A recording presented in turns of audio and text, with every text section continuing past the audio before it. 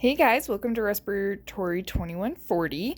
This video is to show you guys the high flow nasal cannula and the high flow system setup, and then also the newer setup called the Airvo. These are both Fisher-Paykel, if you guys hear that, or sometimes referred to as F&P.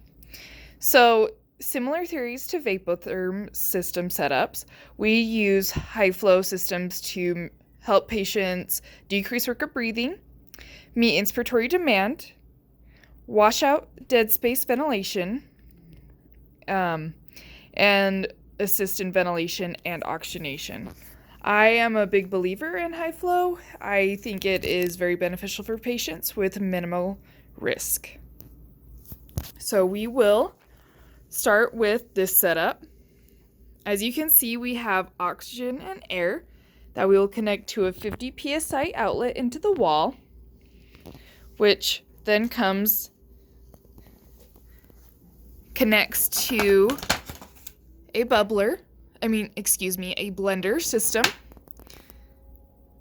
This piece here is for exhalation it's more of a pressure gauge, it's more of a pressure valve. So if any air builds up in here, any excess pressure, it will release through here.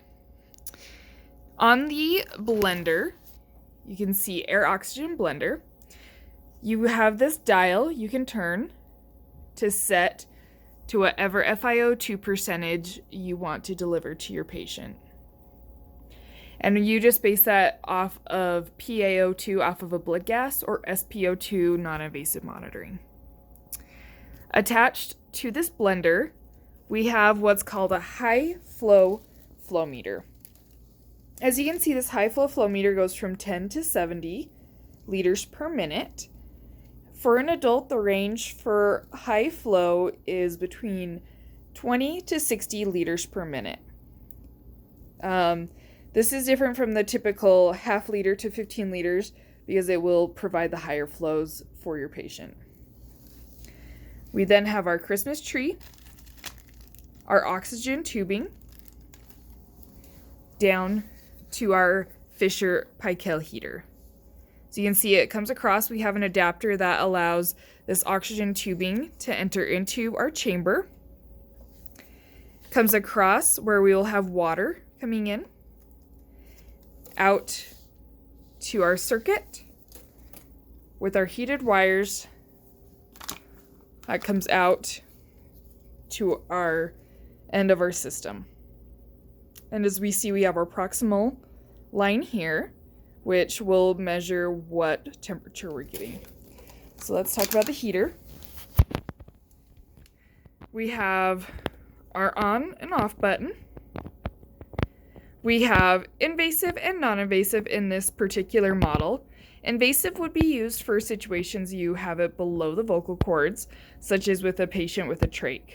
You could use this system in either a TP setup or a trach mask setup.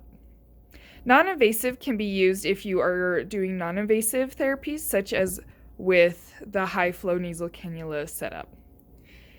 And you just change that it will automatically default to invasive. By holding it down, it will transfer to non-invasive. This is the silence button if for some reason you are having a malfunction issue and you need to troubleshoot your heater, your Fisher-Paykel heater. At the end of your high flow circuit system, you will attach whatever interface you are going to use to attach it to your patient. Sorry, let me hang that up. Here are how they will come. You can see the nasal prongs. They typically come in 3 different sizes. Most patients you will find use a medium. You want 50% narrow occlusion to allow for exhalation and decrease pressure. I typically might make it a little more because this plastic here is very, very soft. And then you can change it out to whatever best helps your patient.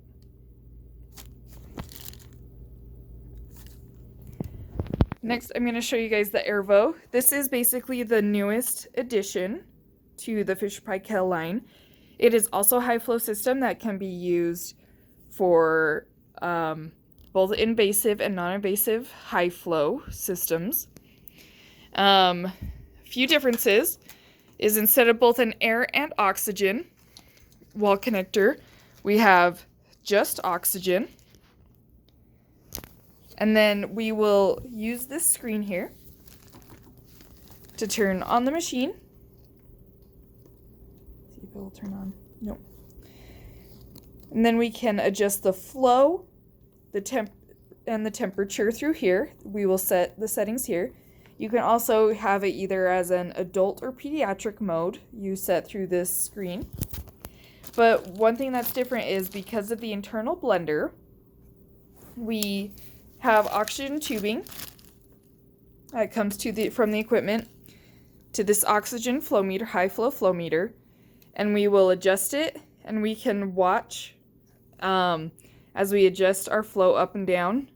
It will blend, and we can actually watch the internal analyzer adjust what our FiO2 settings are. So it's a little bit backwards, but it is nice because it will give it that consistent flow, and then we can accurately read what we're actually delivering to our patient.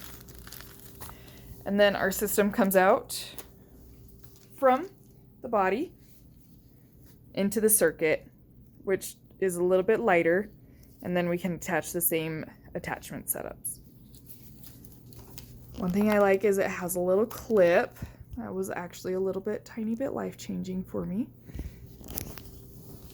And then down here we have our canister that slides in. Same theory as a classic setup, except we take our water feed tubing and attach into this little clip. And then it attaches into the Airvo setup here. That is the high flow system setup. As you can see, most facilities will have their high flow setups come onto a cart or an IV pull so that it all is contained in one system. It's easy for transport, and then it helps decrease clutter and space in the patient room. So that is the Airvo and the high flow system setup.